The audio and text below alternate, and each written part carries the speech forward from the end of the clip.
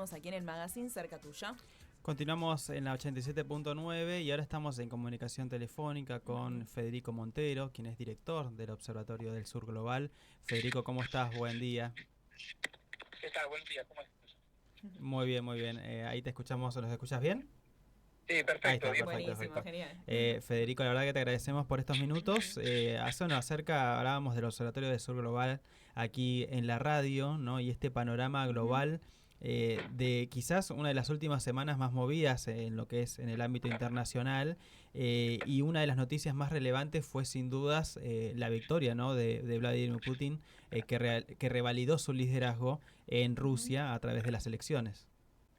Sí, bueno, realmente es una noticia muy importante porque tiene un impacto que va más allá de las fronteras de Rusia. Para recordarle a la audiencia que quizás no sigue día a día la realidad política internacional, hubo elecciones en Rusia. Allí el presidente Putin obtuvo una reelección con más del 80% de porcentaje de votos, lo cual significa un récord histórico que lo va a convertir en el presidente quizás con más duración en su mandato, más incluso que el propio Stalin, Claro. porque esto lo llevaría a gobernar hasta el 2030. ¿Y en qué condiciones se produce esta victoria? Es lo más destacado. Claro. Se produce esta victoria en el contexto de la guerra que está aconteciendo entre Rusia y Ucrania. Una guerra que se esperaba cuando comenzó que implicara serios problemas, tanto políticos, militares y económicos para Rusia, en términos de las dificultades que se esperaba que Rusia iba a tener para sostener, en primer lugar, el conflicto en lo militar, pero después también en términos económicos se esperaba que las sanciones que llevaron adelante las potencias occidentales contra la economía rusa, pensemos que han congelado activos rusos en el exterior Claro. del orden de los 300.000 millones de dólares, que es, casi como el PBI de la Argentina. Claro. Sin embargo, lo que hizo Rusia fue rediseñar un poco su estrategia económica, vincularse mucho más con China y las potencias occidentales, y Europa, a pesar de que establecieron sanciones, sigue dependiendo en gran medida del petróleo ruso y de otro tipo de materiales que Rusia le vende, con la diferencia que ahora por la guerra se los vende a un precio mayor, producto de la inflación. Entonces absorbe la inflación la economía europea. Entonces, lejos de salir perjudicada, la economía rusa, si bien se resintió, va a crecer este año más del 2,6%.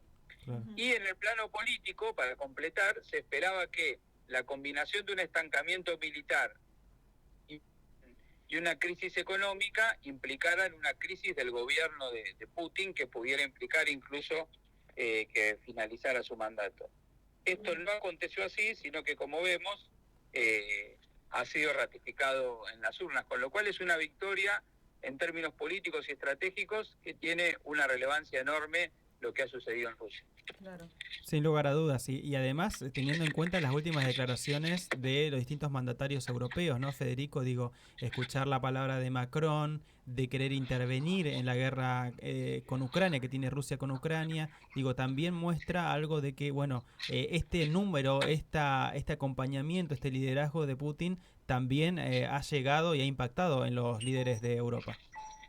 Bueno, esto es muy importante también, porque la otra consecuencia que tiene la situación de Rusia es el cambio en la política que lleva adelante Europa. Europa tenía una política básicamente de construcción de la unidad económica, la Unión Europea, que tenía en lo militar un acuerdo, y tiene sostenido muy firme con la OTAN, que es la Organización del Tratado del Atlántico Norte.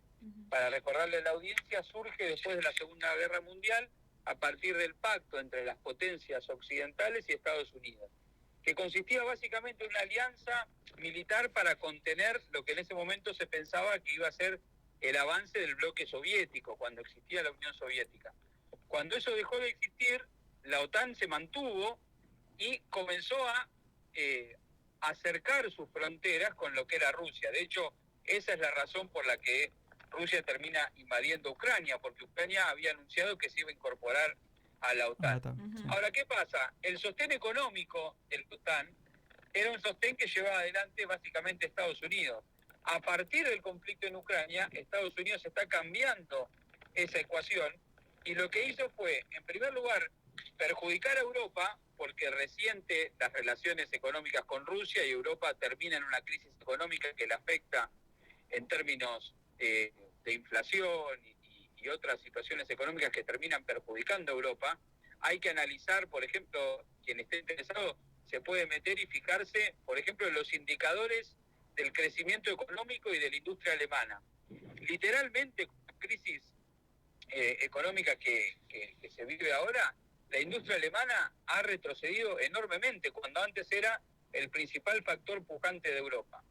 Y en lo militar, lo que está haciendo Estados Unidos es presionando para que sea Europa la que financie los gastos militares que dependen para sostener la OTAN. Es decir, ya Estados Unidos no está dispuesto a poner el dinero que significa sostener completamente la presencia de la OTAN en Europa y particularmente la guerra en Ucrania. Y es por eso que las declaraciones de los mandatarios de Europa afirman la necesidad de hacerse cargo del enfrentamiento con Rusia y por ende financiar los costos de la guerra. Esto va a tener consecuencias muy graves para las sociedades europeas que ya están en crisis y viven las consecuencias de la inflación y ahora además van a tener que destinar una parte importante de su presupuesto a los gastos militares. Y ese es el contexto en el que se dan las declaraciones de Macron. Es decir, está preparando el terreno y la opinión pública para justificar esos gastos militares.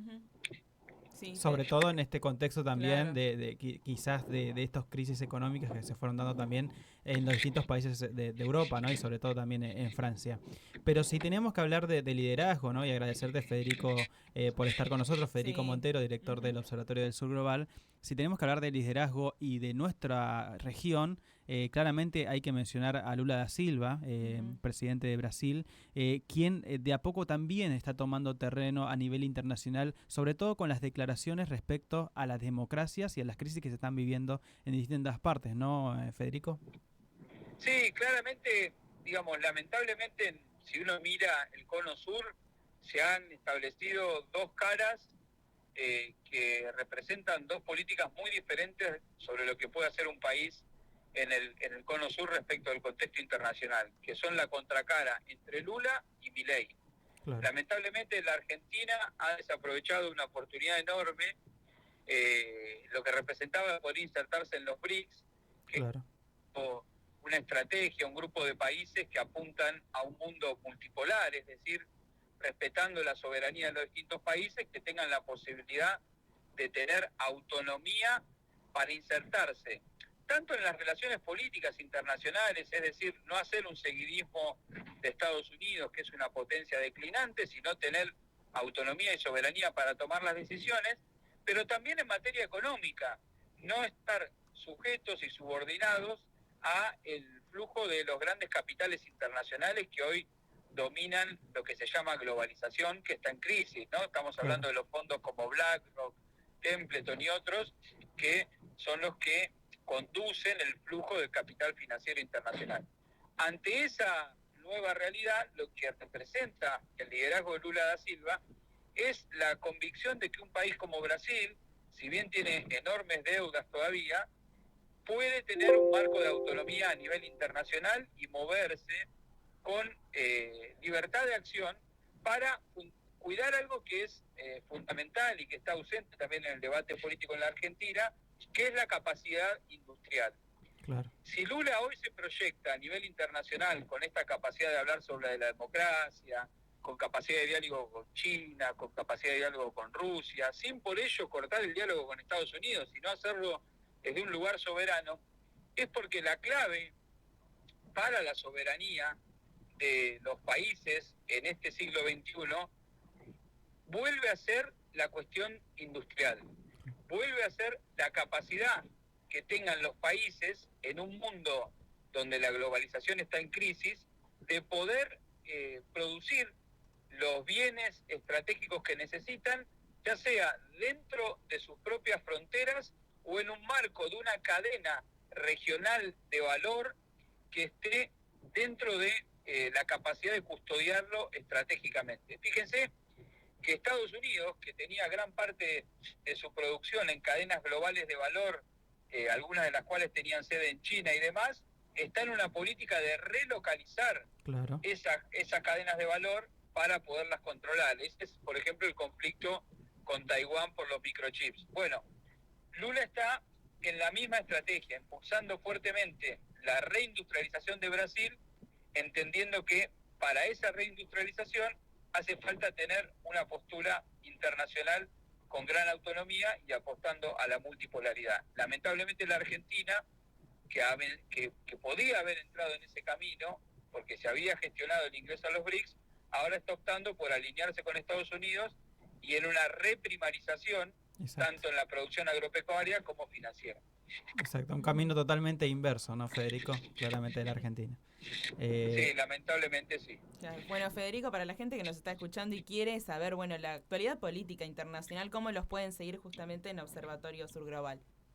Bueno, a través de las redes sociales del Observatorio del Sur Global, los pueden buscar en Instagram, Twitter, en Facebook, demás, y si no en la página web, observatoriodelsurglobal.com, ahí se pueden suscribir a todos los informes que vamos produciendo semanalmente. Así es, Federico, la verdad que te agradecemos por estos minutos y por el panorama global. La verdad que siempre la información del Observatorio de Sur Global, manteniendo justamente la información desde una mirada y en clave del Sur Global, como dice su eslogan. Muchas gracias, Federico. No, gracias a ustedes por llamar. Un abrazo grande. Pasaba Federico Montero, director del Observatorio del Sur Global, actualidad política internacional en clave sur. Nosotros entonces continuamos acá en el Magazine Cerca Tuya.